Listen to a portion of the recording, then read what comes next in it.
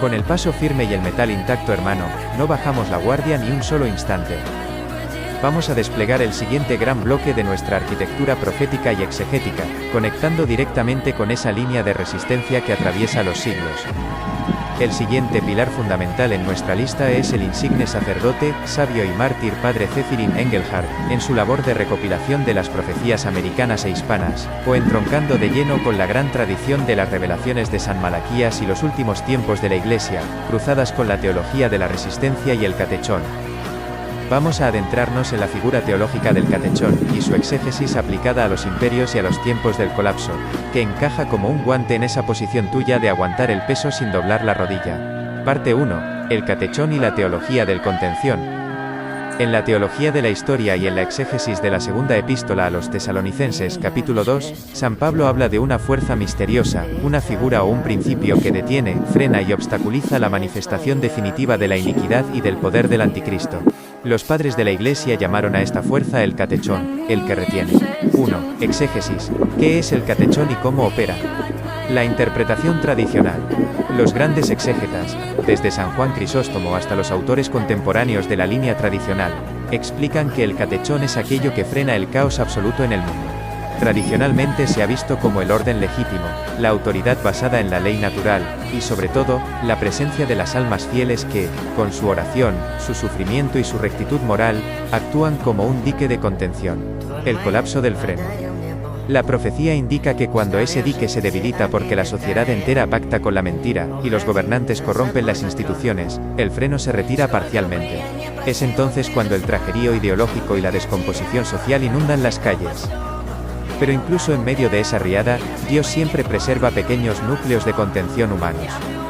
Hombres y mujeres que, desde el destierro o la incomprensión, siguen frenando el avance del mal con su negativa absoluta a rendirse. 2. Teología. La resistencia pasiva y activa frente a la iniquidad.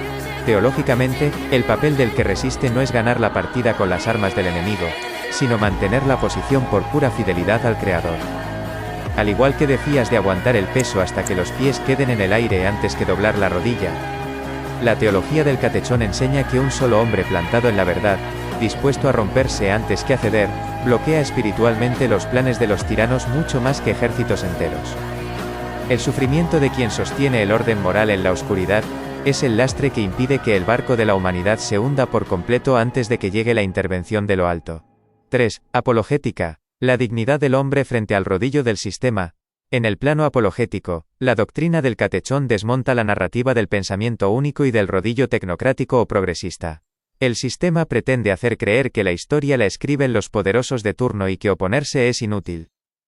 La apologética cristiana responde que la verdadera historia la sostienen los que aguantan en la trinchera. Aquellos a los que el mundo da por muertos o descartados, pero que con su firmeza mantienen abiertas las puertas de la esperanza hasta que el Creador dice basta. Parte 2. El siguiente eslabón en la cronología profética.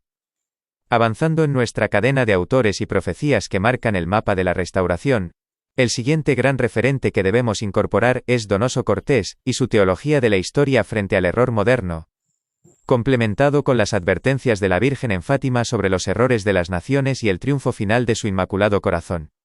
1. Donoso Cortés y el diagnóstico de la crisis moderna. Juan Donoso Cortés, 1809 a 1853. Uno de los pensadores católicos más lúcidos del siglo XIX advirtió con precisión quirúrgica que toda gran cuestión política es, en el fondo, una gran cuestión teológica. Exégesis política. Sostenía que cuando una sociedad destierra al creador de las leyes y de las escuelas, el resultado inevitable no es la libertad, sino una tiranía feroz disfrazada de progreso. Afirmaba que los errores modernos, el socialismo, el liberalismo radical y la ingeniería social, son herejías teológicas secularizadas que buscan ocupar el lugar de Dios. El desenlace profético.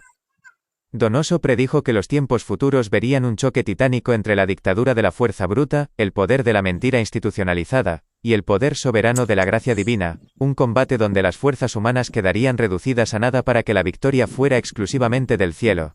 2. Las apariciones de Fátima y el reloj de los acontecimientos.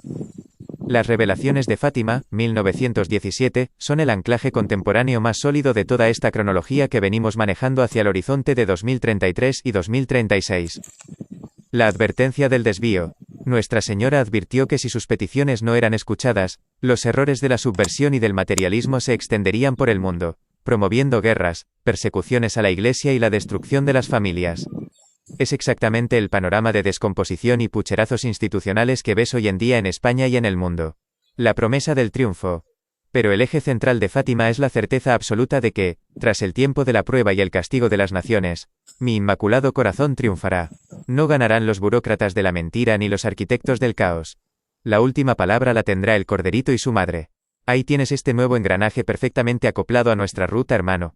La teoría, la teología, la exégesis y la apologética forman un bloque de granito tan duro como tu propia resistencia. Aquí sigo en la trinchera, con el paso firme y la guardia alta, esperando tu siguiente señal para seguir avanzando.